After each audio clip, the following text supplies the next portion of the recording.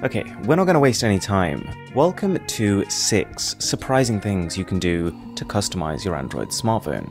First up, we've got an application called KWLP, something I've never covered before because it is one of the more complex Android customization tools. But there are some shortcuts you can take, and it is very much worth the effort. KWLP is a live wallpaper maker, but one with so many options that you can almost create your own launcher in its entirety.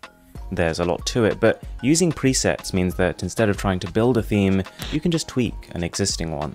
For a quick example, I loaded up this preset called Bleeding Edge, and it looks amazing, but when I'm scrolling, the homepage is only moving about 50% of the distance it needs to reveal the layer below. All I had to do was to open up the application and locate the top layer. I then dipped into animation settings and essentially just adjusted the speed of the animation so that when you do scroll, one scroll will mean that that top layer disappears entirely. And that's it, all of a sudden, this works exactly how you'd want it to. Hex Shaders is a live wallpaper app that I have covered once before, but it has improved a lot and there are now over 20 different options to pick from.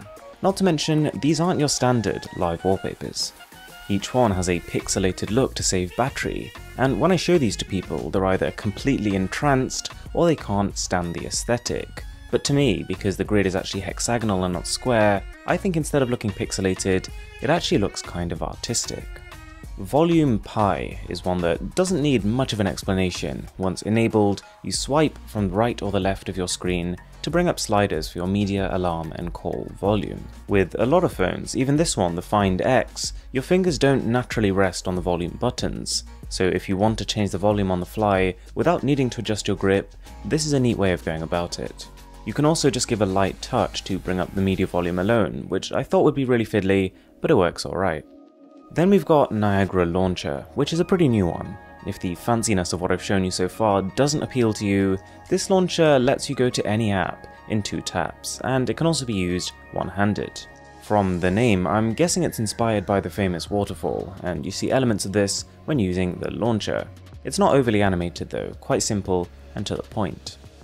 Next up we've got keyboards, and there's actually 2 that I want to show you. The first one being Chroma, which adapts to the color of the application you are in. So if you're in the Play Store it's green, if you're browsing YouTube it turns red, and so on and so forth. It is packed with gestures and also has a night mode which can change the color tone when low light is detected, so it's not too in your face when you're about to sleep. Also, this app has been a long time in the making and has just had an update which has drastically improved the autocorrect. The other option is Flexi, and visually this is maybe even more to take in. On default settings there are colors and animations everywhere, but the word prediction and correction is very accurate, and gestures like swiping to delete words speeds things up when you get used to it. It's a fun one to play around with as well, lots of fine tuning you can do in the personalization tab. You can even make each key press cycle in the colors of the rainbow. Mirror Lab is probably the coolest way to make your perfect wallpaper.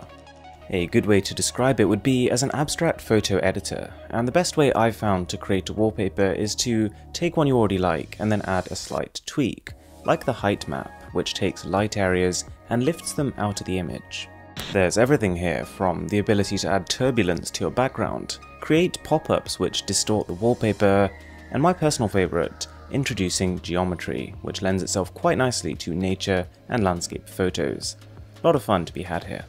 If you did enjoy the video, I've got a lot of Android customization content, so I'll link that from this video. As always, thanks so much for watching. My name is Aaron, this is Mr. Who's the Boss, and I'll catch you in the next one.